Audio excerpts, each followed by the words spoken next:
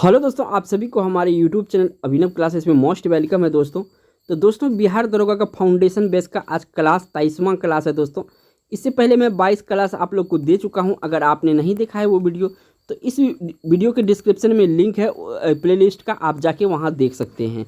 और ये 50 क्वेश्चन में जो हम डिस्कस करते हैं दोस्तों, इसमें आपका जीके होता है, इसके बाद जीएस होता है, उसके बाद करंट का भी पोर्शन शामिल करते हैं। और इस सीरीज में दोस्तों 10 लाख क्वेश्चन करवाऊंगा और 10 लाख क्वेश्चन में अगर आप पीटी देने जाएंगे तो यहाँ से आपको 85% क्वेश्चन यहीं से देखने के लिए मिलेगा, क्योंकि 10 लाख क्वेश्चन कम नहीं होता है दोस्तों। कितनी बुक कवर करेंगे तब आ जाके आपका 10 लाख होगा। तो चलते हैं पहला क्वेश्चन पर। तो पहला क्वेश्चन में दोस्तों पूछा गया है कि सिंधु सभ्यता के प्रमुख स्थल बनावली हरियाणा के किस जिले में स्थित है, ये आपसे पूछा गया है दोस्तों। तो 4 ऑप्शन है आपके सामने दोस्तों, आपको राइट आंसर देना है। तो सिंधु घाटी सभ्यता का बनावली जो है फतेहाबाद जो हरियाणा का जिला है यहाँ पे स्थित है। नेक्स्ट क्वेश्चन पर चलते हैं दोस्तों, 2 नंबर का क्वेश्चन है। अब इसमें पूछा गया है कि सारनाथ मंदिर किस वर्ष बनाया गया था। जो सारनाथ मंदिर है वो किस वर्ष बनाया गया था दोस्तों, तो ये बनाया गया था दोस्तों 640 ईस्वी में। याद रखिएगा, इंपॉर्टेंट क्वेश्चन है। और सारनाथ दोस्तों यूपी में पड़ता है, तो ये भी बात आपको याद रखना है। नेक्स्ट क्वेश्चन दोस्तों इसमें पूछा जा रहा है आपसे, वर्ष 2020 के लिए चमेली देवी जैन पुरस्कार किसे सम्मानित किया गया दोस्तों। अगर बात करेंगे तो रोहिणी मोहन को भी मिला था, प्रतिभा सेन को मिला था, यानी यहाँ पे डी ऑप्शन सही हो जाएगा इस क्वेश्चन का। बढ़ते हैं 4 नंबर क्वेश्चन पर दोस्तों, इंपॉर्टेंट है आप सभी के लिए। अब देखिए इसमें पूछा गया दोस्तों, सिकंदर ने भारत पर आक्रमण कब किया था। सिकंदर जो है भारत पर आक्रमण किया था, ये कब किया था। तो ये देखिए दोस्तों सी ऑप्शन सही है इसका, 326 ईसा पूर्व में किया था ये। याद रखिएगा, इंपॉर्टेंट है ये क्वेश्चन, बार बार एग्जाम में दिया जाता है। नेक्स्ट क्वेश्चन में दोस्तों पूछा गया है 5 नंबर में, अमृतसर में जलियांवाला बाग नरसंहार कब हुआ था। ये जो नरसंहार हुआ था जलियांवाला बाग, जिसमें लगभग में आपका 1500 जो है कि भारतीय जो है कि इसमें शहीद हो गया था। तो यहाँ पर देखिए जो हुआ था ये आपका अप्रैल 1919 में हुआ था, यानी 13 अप्रैल 1919 इस क्वेश्चन का राइट आंसर होगा दोस्तों। बढ़ते हैं नेक्स्ट क्वेश्चन पर दोस्तों, 6 नंबर का। अब देखिए दोस्तों इस क्वेश्चन में आपसे पूछा जा रहा है लिथोस्फीयर क्या है। ये लिथोस्फीयर क्या है, ज्योग्राफी से इंपॉर्टेंट सवाल है। तो दोस्तों ये पृथ्वी का ऊपरी भाग को हम लिथोस्फीयर कहते हैं, ये ऑप्शन सही है। बढ़ते हैं 7 नंबर क्वेश्चन पर दोस्तों।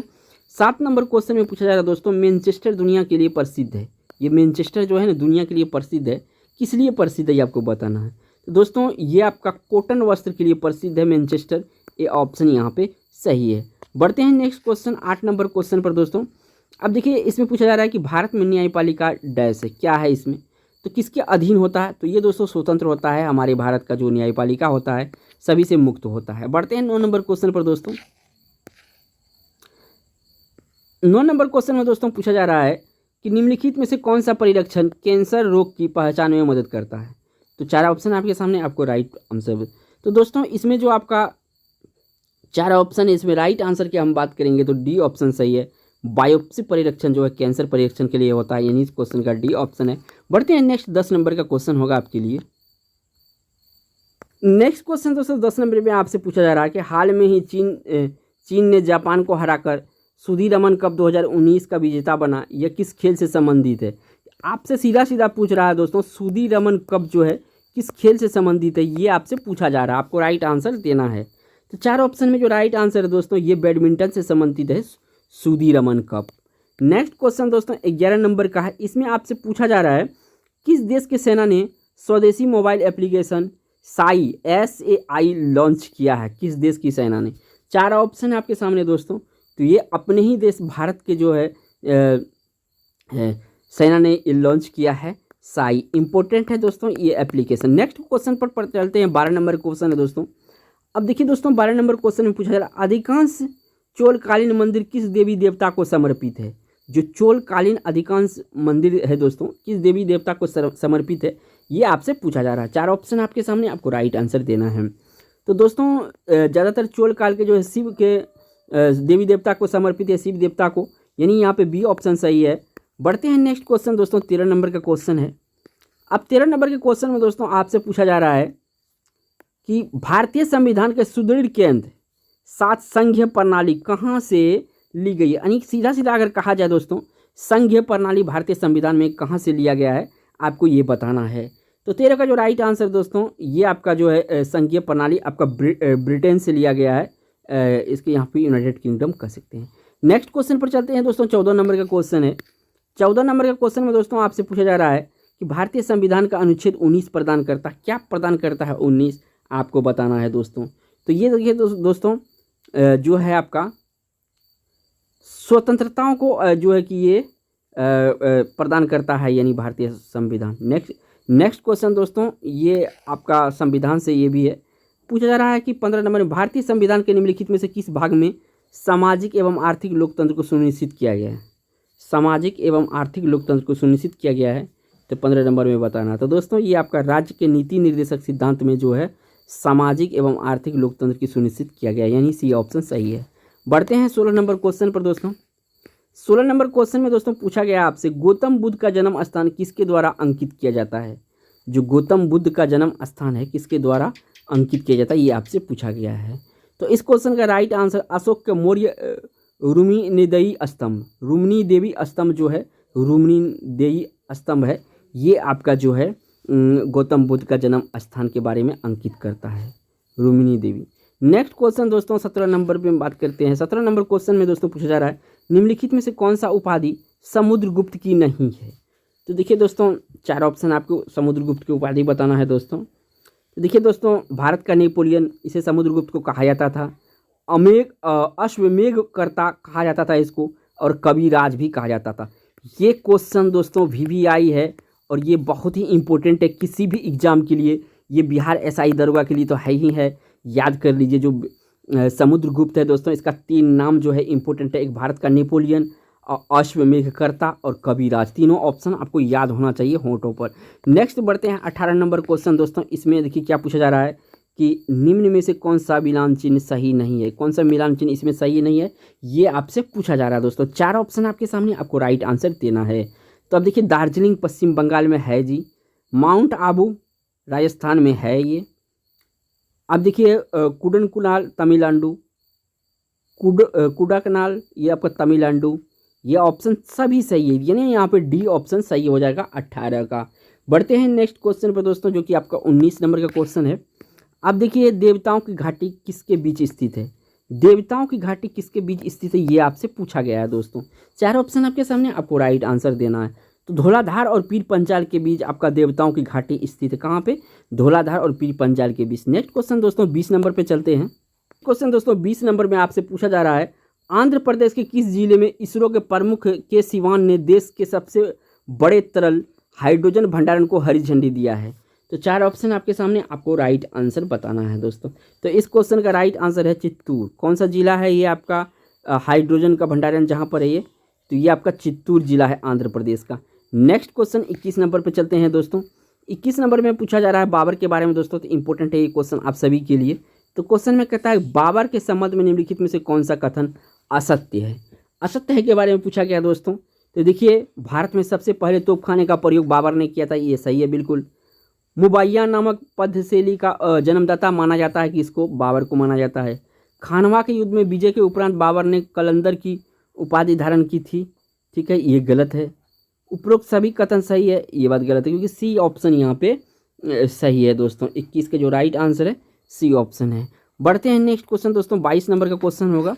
22 नंबर के क्वेश्चन में दोस्तों आपसे पूछा जा रहा है कि निम्नलिखित में से कौन सा कथन सही है। कौन सा कथन सही है, ये पूछा जा रहा है दोस्तों 22 में।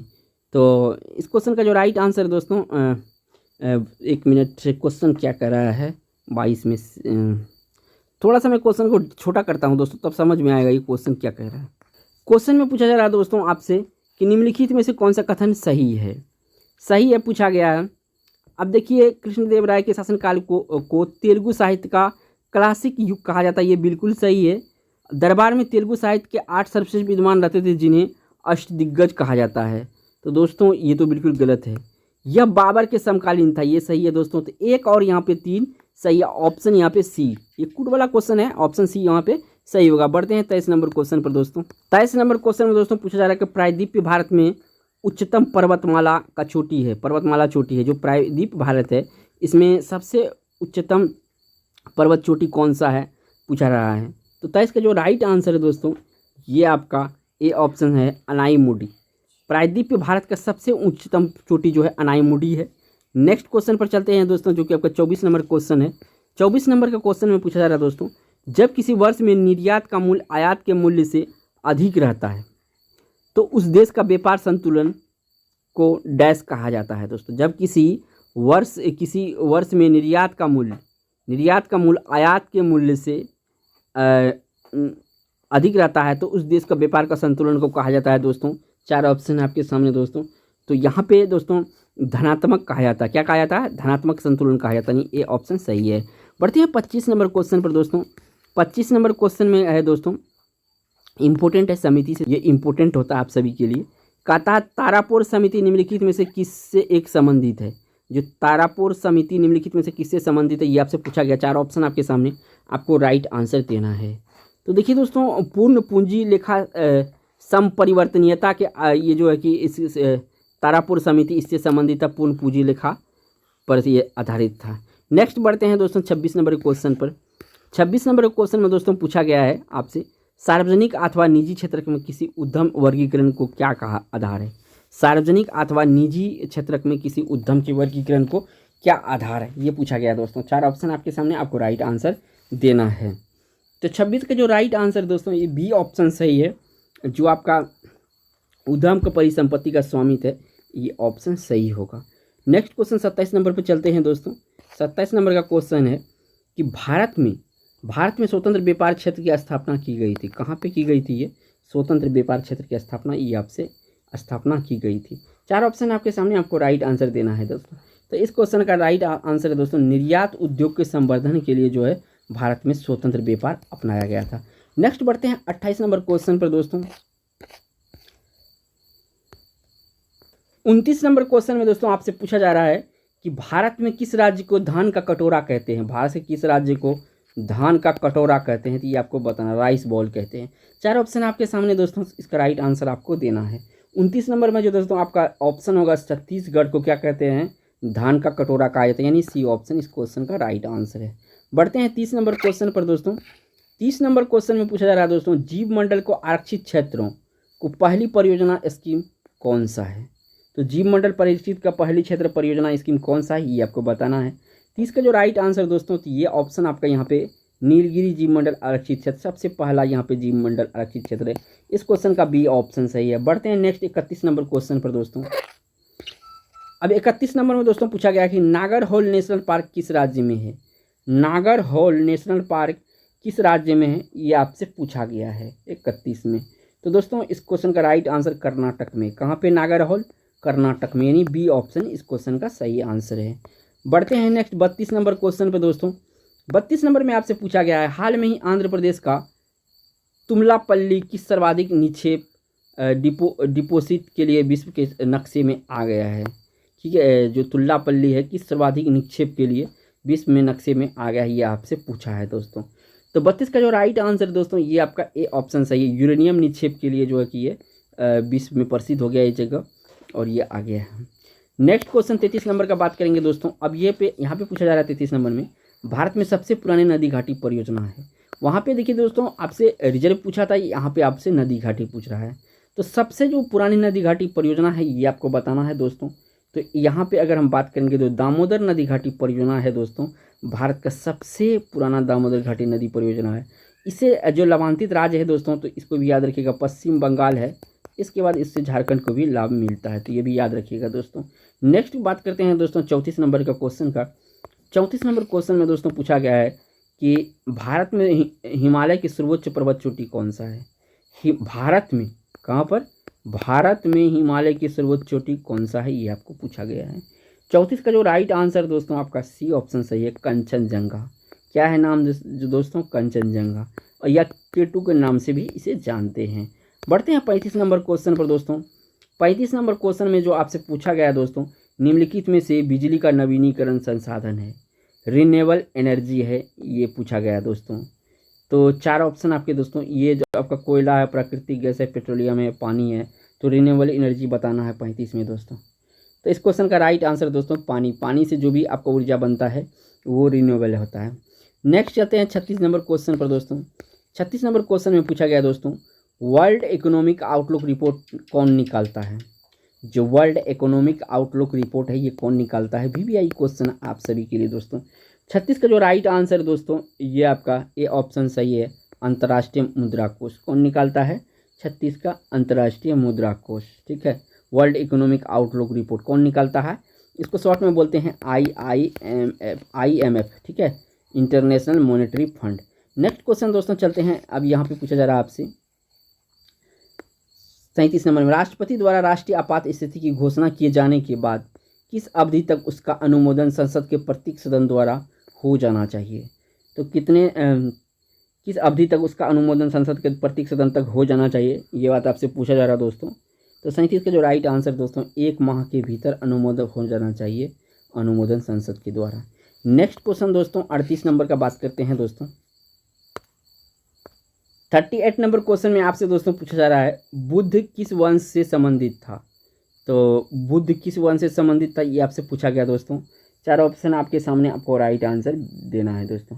तो देखिए बुद्ध जो था, गौतम बुद्ध, ये शाक वंश से संबंधित था, यानी सी ऑप्शन यहाँ पर सही है दोस्तों। बढ़ते हैं नेक्स्ट क्वेश्चन पर दोस्तों। नेक्स्ट क्वेश्चन में दोस्तों आपसे पूछा गया है यहाँ पर अशोक के बारे में। तो देखिए अशोक के बारे में पूछा, अशोक की प्रशासनिक नीति में भारी परिवर्तन किस घटना से आया था दोस्तों? तो ये कलिंग युद्ध से, आप सभी को पता होगा कि कलिंग युद्ध से जो नरसंहार किया था इन्होंने, इसी कारण से इसका नीति में परिवर्तन आया था। बढ़ते हैं नेक्स्ट क्वेश्चन पर दोस्तों। नेक्स्ट क्वेश्चन दोस्तों 40 नंबर में आपसे पूछा रहा है सूफी परंपरा में पीर से क्या आशय? देखिए सूफी परंपरा में पीर से क्या आशय, ये आपको पूछा गया है दोस्तों। तो देखिए यहाँ पे सूफियों का गुरु, यहाँ पे क्या है? सूफियों का गुरु। पीर किसको कहा गया है? सूफियों को गुरु को क्या कहा गया है? पीर कहा गया है। चलते हैं आपका 41 नंबर क्वेश्चन पर। तो 41 नंबर का क्वेश्चन है दोस्तों, यहाँ पे थोड़ा सा इस क्वेश्चन को हमको छोटा करना पड़ेगा। नेक्स्ट क्वेश्चन दोस्तों बहुत इंपॉर्टेंट है आप सभी के लिए। निम्नलिखित में से किस गवर्नर जनरल ने भारत के प्रशंसीवाद सिविल सेवा commanded civil service of India का सृजन किया, जो कालांतर में भारतीय सिविल सेवा के नाम से जानी जाने लगा? तो किस गवर्नर जनरल ने भारत में जो है कि सिविल सेवा का प्रारंभ किया था? कहने का मतलब सीधा संक्षेप में समझिए। तो दोस्तों ये बहुत ही इंपॉर्टेंट क्वेश्चन है आप सभी के लिए। इस क्वेश्चन का राइट आंसर जो होता है कॉर्नवालिस, लॉर्ड कॉर्नवालिस, यानी सी ऑप्शन इस क्वेश्चन का राइट आंसर है। बढ़ते हैं 42 नंबर क्वेश्चन पर दोस्तों। 42 नंबर क्वेश्चन में दोस्तों आपसे पूछा जा रहा है किस भारतीय महिला क्रिकेट खिलाड़ी को ICC महिला क्रिकेट ऑफ द ईयर के लिए चुना गया है? आपको 4 ऑप्शन है, आपके राइट आंसर देना है। तो दोस्तों इस क्वेश्चन का राइट आंसर है स्मृति मंधाना को जो है क्रिकेट ऑफ द ईयर चुना गया है, यानी सी ऑप्शन इस क्वेश्चन का राइट आंसर है। नेक्स्ट क्वेश्चन में दोस्तों आपसे पूछा जा रहा है स्वतंत्र व्यापार क्षेत्र कहते हैं, किसे कहते हैं दोस्तों? इसको बताना है दोस्तों। तो 43 का जो राइट आंसर दोस्तों ये आपको जल्दी से बताना है। तो यहाँ पे स्वतंत्र व्यापार क्षेत्र जो कहते हैं दोस्तों, ये आपका उद्योग उत्पादन शुल्क से मुक्त तथा निर्यात के लिए उत्पादन करते हैं, यहाँ पे स्वतंत्र व्यापार का अर्थ होता है। क्या होता है? उद्योग उत्पादन शुल्क में मुक्त तथा निर्यात के लिए उत्पादन करते हैं। पढ़ते हैं 44 नंबर क्वेश्चन पर दोस्तों। 44 नंबर क्वेश्चन में यहाँ पे आपसे पूछा जा रहा है कि सहभागिता नोट या पार्टिसिपेटरी नोट निम्नलिखित में से किस एक से संबंधित है? सहभागिता या पार्टिसिपेटरी नोट जो है किससे एक से संबंधित है, ये आपको बताना है। तो 44 का दोस्तों राइट आंसर जो है आपका विदेशी संस्थागत निवेशक से संबंधित है, यानी बी ऑप्शन इस क्वेश्चन का राइट आंसर है। बढ़ते हैं 45 नंबर क्वेश्चन पर। 45 नंबर क्वेश्चन में दोस्तों ये पूछा गया आपसे कि प्रथम आंग्ल बर्मा युद्ध एक संधि के द्वारा समाप्त हुआ था, निम्नलिखित में से कौन सी है? वो संधि कौन सी नहीं? आंग्ल बर्मा युद्ध के एक संधि के साथ समाप्त हुआ था, निम्नलिखित में से वो संधि कौन था? नाम बताना है दोस्तों। 4 ऑप्शन आपके सामने, आपको राइट आंसर देना। तो ये संधि बहुत इंपॉर्टेंट है दोस्तों, यांडबू की संधि। क्या कहते हैं? यांडबू की। आंग्ल बर्मा युद्ध के जो समाप्त हुआ था, कौन सा संधि हुआ था? यांडबू की संधि, यानी यह 45 का राइट आंसर अगर बात करेंगे तो डी ऑप्शन है। बढ़ते हैं 46 नंबर क्वेश्चन पर दोस्तों। 46 नंबर पर 46 नंबर क्वेश्चन में दोस्तों आपसे पूछा गया है कि वर्ष 1765 में ईस्ट इंडिया कंपनी को बंगाल की दीवानी किसने प्रदान की थी? जो बंगाल की दीवानी थी 1765 में, किसने प्रदान की था, ये आपसे पूछा गया है। तो दोस्तों इस क्वेश्चन का जो राइट आंसर है आपका मुगल सम्राट ने। कौन किया था? मुगल सम्राट ने दोस्तों। नेक्स्ट क्वेश्चन पर चलते हैं दोस्तों 47 नंबर में। इसमें आपसे पूछा गया है दोस्तों कि लंदन में ब्रिटिश ईस्ट इंडिया कंपनी की गठन के समय भारत का निम्नलिखित में से कौन सा बादशाह था? जब लंदन में ब्रिटिश ईस्ट इंडिया कंपनी का गठन हुआ था, उस समय भारत का बादशाह कौन था? ये आपको बताना है। 47 का जो दोस्तों राइट आंसर है ये आपका उस समय अकबर था दोस्तों, याद रखिएगा जब यहाँ पे हुआ था। तो यहाँ पे गलती से आप जो है कि जहांगीर नहीं टिक कीजिएगा, क्योंकि उस समय अकबर था जब ईस्ट इंडिया कंपनी का गठन हुआ था, उसके बाद जो है कि भारत में आया था दोस्तों। नेक्स्ट क्वेश्चन पे चलते हैं दोस्तों। आपका 1 मिनट, जो 47 का है आपका अकबर ही था। नेक्स्ट क्वेश्चन दोस्तों 48 नंबर क्वेश्चन पर चलते हैं। 48 नंबर क्वेश्चन में दोस्तों आपसे पूछा गया है किस सिख गुरु को मृत्यु के लिए औरंगजेब जिम्मेदार है। कौन से गुरु को जो है औरंगजेब ने मृत्यु दिया था, ये आपसे पूछा जा रहा है। तो इस क्वेश्चन का गुरु तेग बहादुर को जो है ये हत्या कर दिया था औरंगजेब ने। इस क्वेश्चन का बी ऑप्शन सही है। बढ़ते हैं नेक्स्ट क्वेश्चन दोस्तों। आपका 49 नंबर क्वेश्चन होगा। 49 नंबर क्वेश्चन में पूछा जा रहा है किस काल में चौखंडी स्तूप मूल रूप से सीढ़ीदार मंदिर के रूप में बनाया गया था। चौखंडी स्तूप मूल रूप से सीढ़ीदार मंदिर के रूप में बनाया गया था। 4 ऑप्शन आपके सामने, आपको राइट आंसर देना है दोस्तों। ये गुप्त काल में बनाया गया था। किस काल में बनाया गया था? ये चौखंडी स्तूप मूल रूप से सीढ़ीदार मंदिर के रूप में बनाया गया था, तो ये गुप्त काल में बनाया गया था। याद रखिएगा, हिस्ट्री का इंपॉर्टेंट क्वेश्चन है आप सभी के लिए। नेक्स्ट क्वेश्चन दोस्तों, इस वीडियो का लास्ट क्वेश्चन अब इसमें पूछा गया है दोस्तों 50 नंबर में। शगुन पोर्टल किस मंत्रालय द्वारा लॉन्च किया गया है?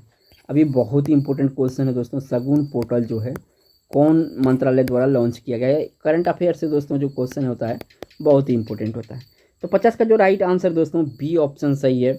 मानव संसाधन विकास मंत्रालय ने इसका उद्घाटन किया है, तो इस क्वेश्चन का बी ऑप्शन सही है दोस्तों। अगर आप ये वीडियो सीरीज देख रहे हैं तो बहुत अच्छा काम कर रहे हैं दोस्तों, क्योंकि इसमें जो है कि मैं बेसिक से एडवांस लेवल पे चलता हूं और 10 लाख क्वेश्चन करवाऊंगा। 10 लाख क्वेश्चन जो है आपको वर्दी दिला के रहेगा दोस्तों। अगर हमारे चैनल पर पहली बार है, चैनल को सब्सक्राइब करके और बेल आइकन प्रेस कर लिए, इस तरह की वीडियो आपको मिलते रहेंगे। थैंक्स फॉर वॉचिंग दोस्तों।